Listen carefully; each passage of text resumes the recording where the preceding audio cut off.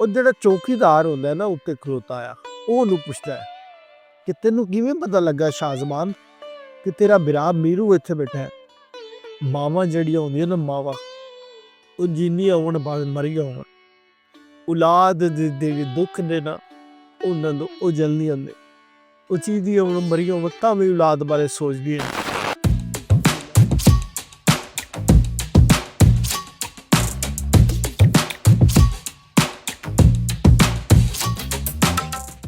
अस्सलाम वालेकुम, मैं हूं जवेद इकबाल ते तुहाडे वास्ते अज एक होर कहानी लेके आया जिहदे विच एक बंदा हुंदा है मीरू नां दा। मीरू ते उंदी एक समानी होंदी है रोशनाई। रोशनाई जिहड़ी है सिर ते टोकरी चा के सारा दिन गुगू घोड़े बेचदी है ते मीरू जिहड़ा है कोई काम काज नहीं करदा, वो वेला रहिंदा है, घरे वेला रहिंदा है। मीरू दा एक भरा भी हुंदा है जिहदा नां शाहजमान हुंदा है ते उहदी मां उहनूं शाहजमान आख के बुलांदी है, पर मीरू नूं कोई भी मीर जमान कोई भी नहीं आखदा। क्यों? क्योंकि जेड़ा वेला बंदा रहिंदा होवे ना उहदी इज्जत भी कोई नहीं हुंदी। मीरू चूंकि वेला रहिंदा सी इस वास्ते उहनूं जमान मीर जमान भी कोई नहीं आखदा सी, उहनूं मीरू मीरू आखदे सन।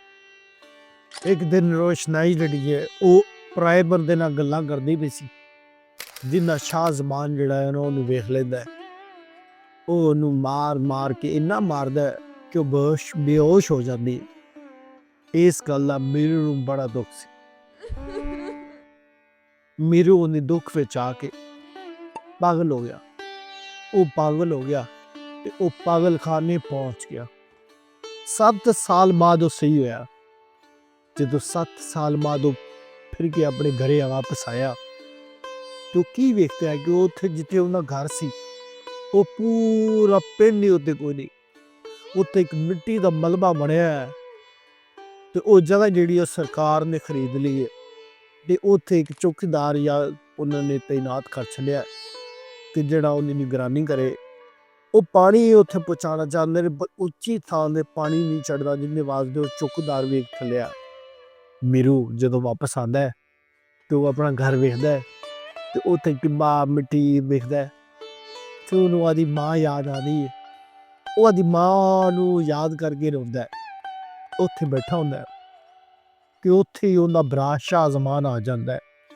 शाहजमान जदों आंदा तो उहनूं आखदे भी चल चलीए। ਉਹ ਜਿਹੜਾ ਚੌਕੀਦਾਰ ਹੁੰਦਾ ਹੈ ਨਾ ਉੱਤੇ ਖਲੋਤਾ ਆ, ਉਹ ਉਹਨੂੰ ਪੁੱਛਦਾ ਹੈ ਕਿ ਤੈਨੂੰ ਕਿਵੇਂ ਪਤਾ ਲੱਗਾ ਸ਼ਾਹਜ਼ਮਾਨ ਕਿ ਤੇਰਾ ਭਰਾ ਮੀਰੂ ਇੱਥੇ ਬੈਠਾ ਹੈ। ਉਸ ਸ਼ਾਹਜ਼ਮਾਨ ਆਖਦਾ ਹੈ ਕਿ ਮੈਨੂੰ ਖਾਬ ਵਿੱਚ ਮੇਰੀ ਮਾਂ ਮਿਲੀ, ਉਸ ਆਖਿਆ ਕਿ ਤੇਰਾ ਭਰਾ ਜਿਹੜਾ ਹੈ ਨਾ ਉਹ ਉੱਥੇ ਬੈਠਾ ਹੈ ਪੁਰਾਣੀ ਜਗ੍ਹਾ ਤੇ। ਮਾਵਾਂ ਜਿਹੜੀਆਂ ਹੁੰਦੀਆਂ ਨਾ ਮਾਵਾਂ, ਉਹ ਜਿੰਨੀਆਂ ਹੋਣ ਭਾਵੇਂ ਮਰੀਆਂ ਹੋਣ, ਔਲਾਦ ਦੇ ਦੁੱਖ ਦੇ ਨਾ ਉਹਨਾਂ ਨੂੰ ਉਹ ਜਲ ਨਹੀਂ ਆਉਂਦੇ। ਉਹ ਚੀਜ਼ ਦੀਆਂ ਹੁਣ ਮਰੀਆਂ ਹੋਣ ਤਾਂ ਵੀ ਔਲਾਦ ਬਾਰੇ ਸੋਚਦੀਆਂ ਨੇ। ਤੇ ਲੈ ਤਾਂ ਦੋਵੇਂ ਭਰਾ ਨੂੰ ਖਾਬ ਆਇਆ ਤਾਂ ਉਹਨੇ ਆ ਕੇ ਉਹਨੂੰ ਲਿਆ।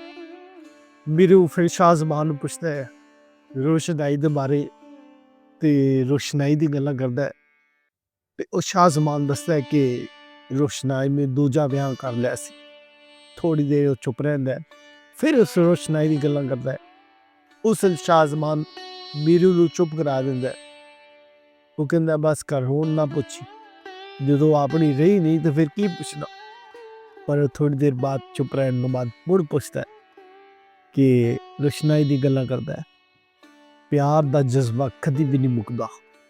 प्यार दा जज्बा कदी भी नहीं मुकदा। महबूब जो मर्जी कर लवे वो हमेशा रहिंदा है। आशिक जिहड़ा फिर भी उहदे ते जान छड्डदा। ऐसी मेरी अज दी वीडियो। मेरे चैनल ते अगर तुसीं नवें हो तो इनू सबसक्राइब कर लो। मैं तुहाडे वास्ते एक होर इहो जी वीडियो बनावांगा।